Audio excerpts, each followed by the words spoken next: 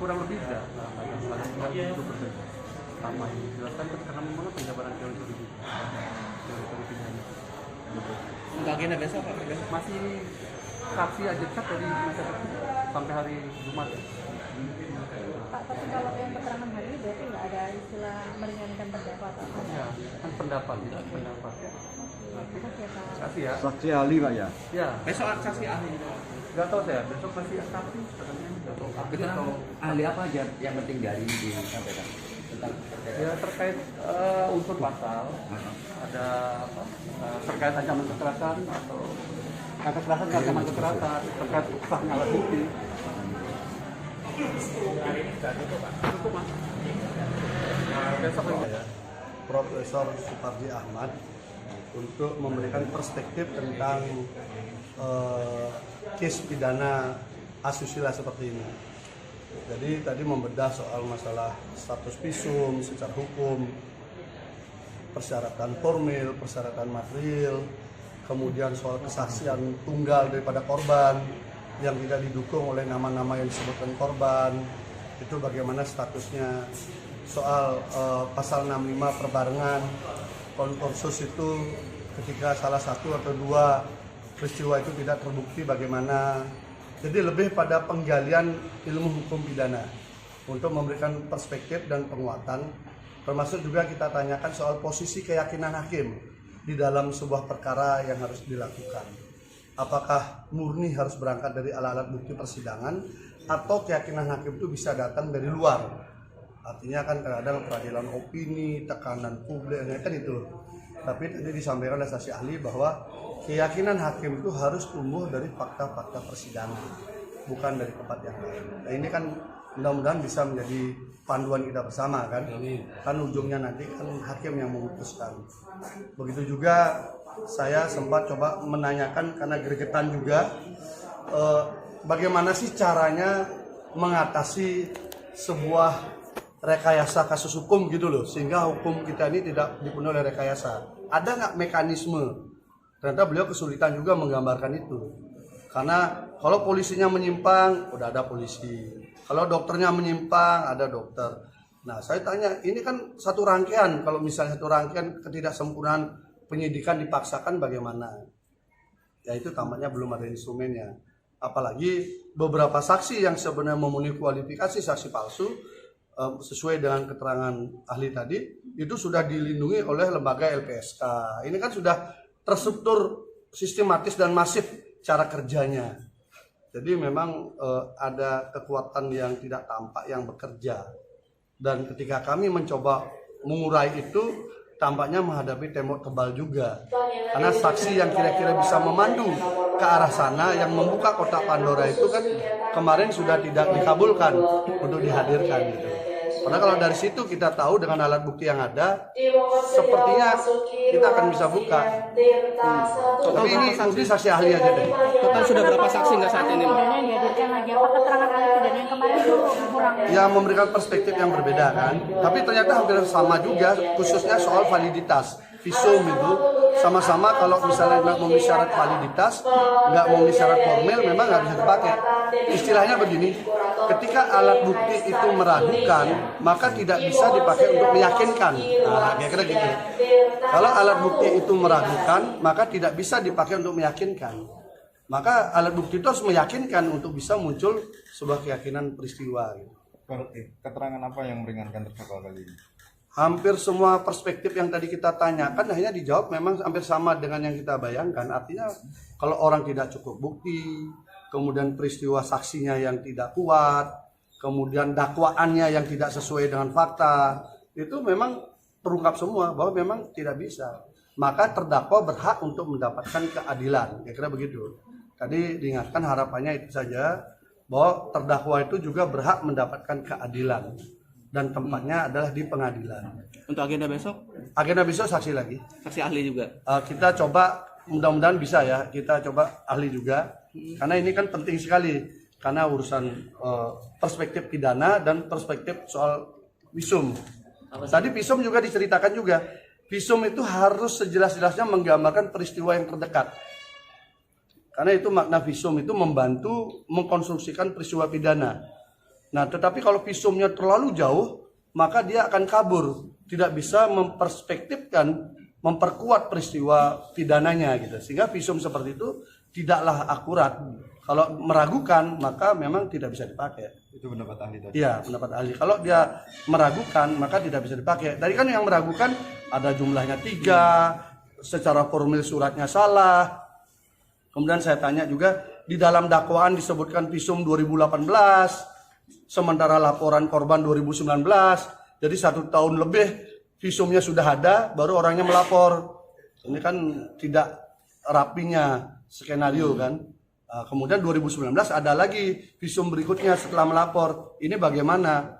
Makanya ketidaksesuaian, prosesnya, keraguan-raguannya itu disampaikan. Kesimpulannya begini, kalau alat bukti itu meragukan, maka tidak bisa dipakai untuk meyakinkan.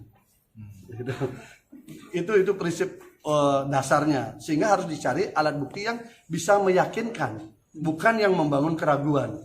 Nah, sementara itu yang kita sedang gali kan. Total berapa saksi nggak saat ini, Pak? Sudah berapa saksi? Sudah berapa saksi yang? Berapa saksi total? Mbak, total semua dengan ini ya, JPU ya? Waduh, udah banyak.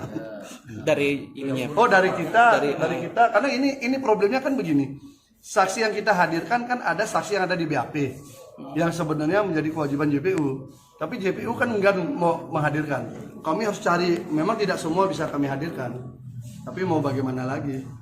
Tetapi tadi dijelaskan, saksi yang tidak dihadirkan di dalam persidangan tidak bisa dipakai.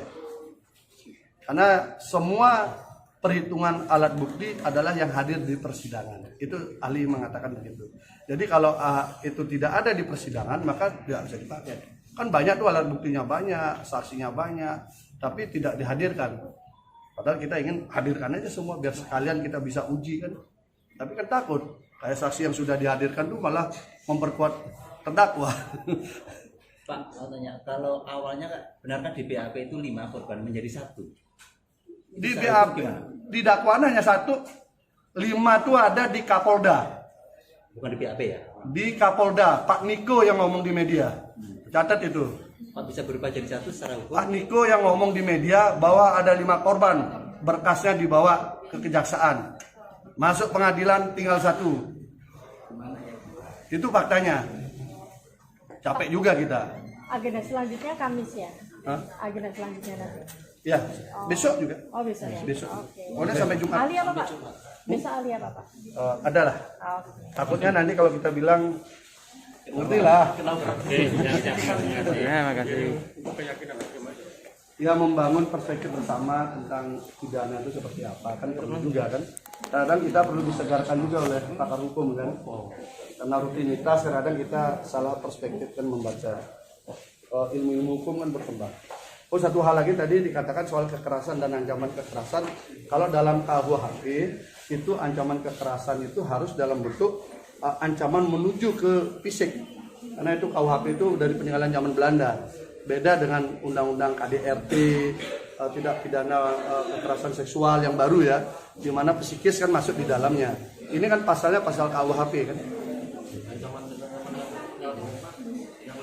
Ya itu selama tidak bisa dibuktikan di dalam persidangan tidak bisa dipakai. Tadi tegas sampaikan semua struktur ancaman apalagi melalui alat-alat medsos dan sebagainya harus bisa dihadirkan di persidangan. Selama tidak bisa dia dihadirkan di persidangan tidak dianggap sebagai sebuah alat bukti. Karena dia nggak hadir di persidangan dan memang nggak ada sampai sekarang. Sampai sekarang ancaman yang WA itu belum pernah bisa dihadirkan di sidang. Sampai sekarang. Tapi keyakinan yang terbentuk itu harus berdasarkan alat bukti. Sebaliknya juga alat bukti yang membentuk itu juga harus melahirkan keyakinan. Keyakinan juga harus berdasarkan alat bukti. Jadi harus saling melengkapi. Yakin berdasarkan alat bukti melahirkan sebuah keyakinan. Keyakinan semata tidak bisa. Alat bukti kalau tidak yakin pun juga berarti kan tidak bisa juga. Ya. Maaf Prof, selama sidang sampai dengan sekarang sampai saat 19 kemarin itu dari saksi kan masih yang dihadirkan dari saksi pihak JPU itu kan bukan saksi yang mengalami atau yang mengetahui persis, ini gimana? Ya sebetulnya kalau secara formil itu tidak memenuhi kualifikasi sebagai saksi Karena secara formil saksi itu kan harus secara material, maksud saya harus melihat, mengalami dan mendengarkan secara langsung.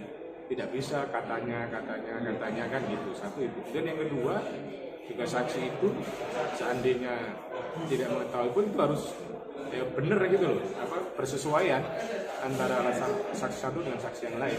Ketidakbenaran saksi satu dengan saksi yang lain itu kan menunjukkan bahwa kesaksiannya tidak benar sesuai dengan fakta. Seseorang melihat suatu masalah yang sama, kalau memang tahu semuanya berarti kan ceritanya sama.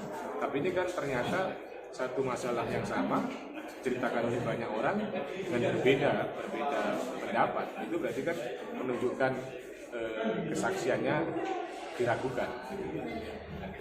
Kemarin itu Pak Gede sempat berngasih pernyataan ya.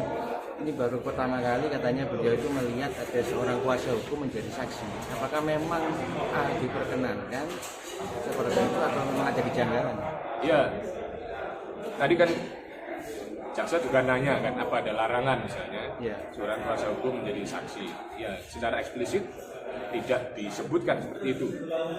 Kuasa hukum dilarang jadi saksi, tidak disebut seperti itu. Tetapi kan secara material kan saksi itu kan harus objektif kan, tidak boleh ada konflik of interest kan. Maka untuk menjamin objektivitas dan mencegah konflik of interest tadi itu harus dipastikan bahwa saksi tadi tidak punya ketergantungan, tidak adanya hubungan keluarga, hubungan pekerjaan, sehingga yang disampaikan adalah fakta. Jadi bukan kepentingan dari korban, tetapi yang disampaikan adalah fakta. Kalau yang disampaikan korban adalah fakta, nggak ada masalah. Tetapi kalau yang disampaikan korban bukan fakta, maka kesaksiannya kan menjadi tidak benar, gitu, karena tidak sesuai dengan fakta.